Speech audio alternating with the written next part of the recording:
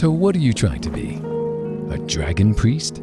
No, I'm a tongue, a graybeard. Only, without the beard. I'm going to learn how to shout down walls and set bandits on fire. Tongues don't do any of those things, lass. Not today, anyway.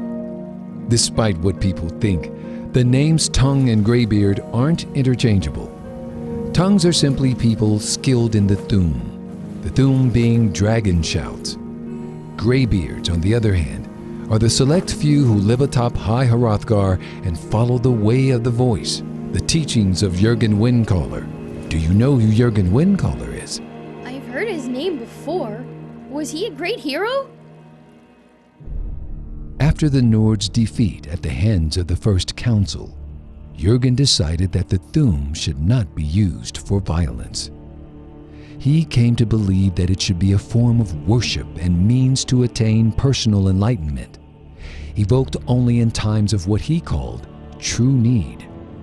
Land disputes were not, as far as he was concerned, a true need. Jurgen thought that the Nord's defeat at the hands of the elves was a sign of the gods' displeasure, a sign that dragon shouts should be used differently. Many of his contemporaries believed as you do and didn't want to submit to a life of contemplation. 17 of the most powerful tongues challenged him to a battle. But after days of debate, he beat them all and they came to live with him at the throat of the world to meditate on the way of the voice. Since those days, the most powerful tongues have always been graybeards. Why in the world would anyone want to sit on a mountain and meditate? If I had the voice, I would want to be like Kemwa, who could turn rain into poison, or Barfog, who used the voice to make it so she always won. I don't care how powerful Jurgen was. He still sounds pretty boring. It's not that simple. Tongues powerful enough to perform feats like that require years of training, which means sitting up on a mountain and meditating.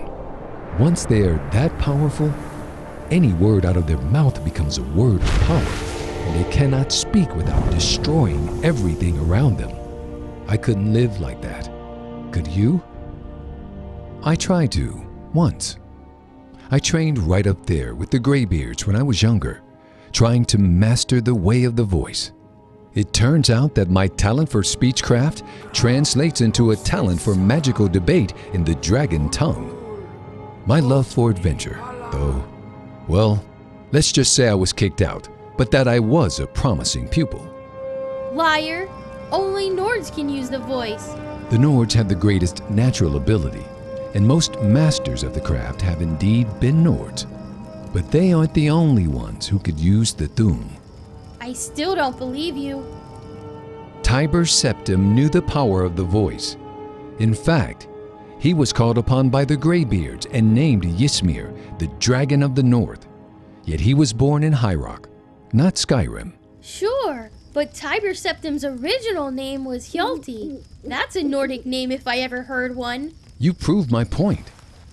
Who decides what makes a Nord or not? If the Greybeard saw talent in a soldier from Allclear, is it really that improbable that they'd see something in me? Thu'um is just debate in the dragon tongue, and I'm really good at talking. If you did live up there, tell me something only a graybeard would know. How will you know I'm telling the truth? I'll know. Most shouts used by mortals are composed of up to 3 words in the dragon tongue. That's more for the sake of the student than because of any metaphysical structure, since all speech is Thu'um to dragons and powerful tongues. Still, it takes mortals years to learn 1 or 2 words, though I've heard that some, like Tiber, are born with a talent that makes learning words of power as easy as breathing to you and me. The myths say that it was Kine who granted the Nords the power to shout, but history tells us that she did so through a dragon named Parthernax, first among his kind to turn against the rule of Alduin and his dragon cult. The resulting war between humans and dragons led to the banishment of Alduin at the hands of the 3 most powerful tongues of all time, Feldir the Old, Gormlaith Goldenhilt, and Heckin One Eye. You could have read all that in some book. Fine. Parthurnax? The dragon I told you about earlier. He's still up there leading the Greybeards from behind the scenes. He lives at the very top of the throat of the world and has spent the past 4,000 years meditating in the way of the voice, hoping to atone for the atrocities he committed while he was Alduin's lieutenant in the Merethic era.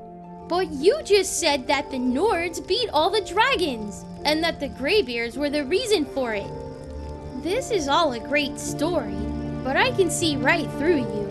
All right, you got me. I'm no Greybeard. Go to sleep, little tongue. We've got a long way to go tomorrow.